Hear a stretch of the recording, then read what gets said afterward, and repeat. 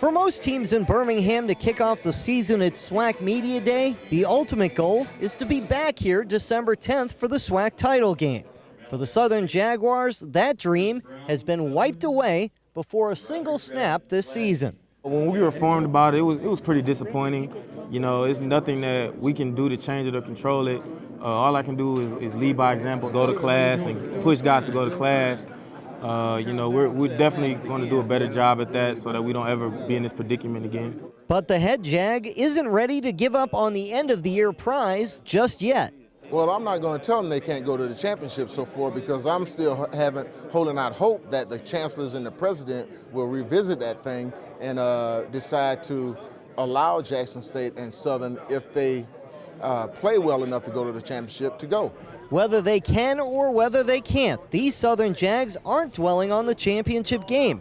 In fact, they plan to just win the title on the field. If we go undefeated, we know who the real Swac champs is, so it don't matter if we had a trophy or not. But we're going to try to cut down on penalties, cut down on mistakes, cut down on points we're giving up a game. The offense have to score more points. So if we can do that, we know who the real Swac champs is. Definitely, I feel like if we're undefeated, we're considered the Swac champs. You know, we beat everyone in the Swac.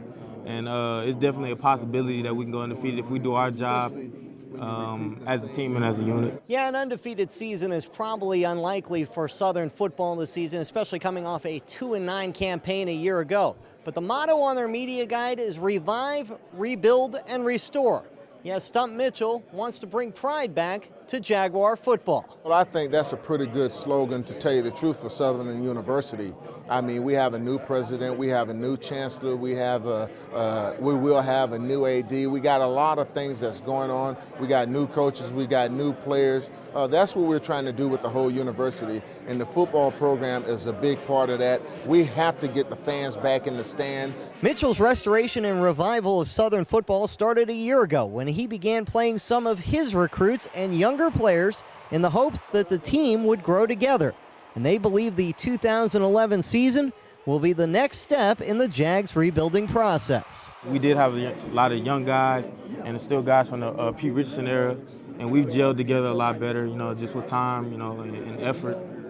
Like I said, the hard work in the offseason is going to pay great dividends for us this season. We starting to get our swagger back. That's the important thing. Last year we ain't had that much swagger, but this year we getting it back. Slowly but surely we getting our swagger back. I think the wins are going to come, but you have to have a plan to win. And if you don't have a plan to win, that's your plan to fail. The ultra-competitive Mitchell has no plans to fail. And while it may take baby steps to get to where he wants to be, most who know Mitchell say he will ultimately be successful at SU.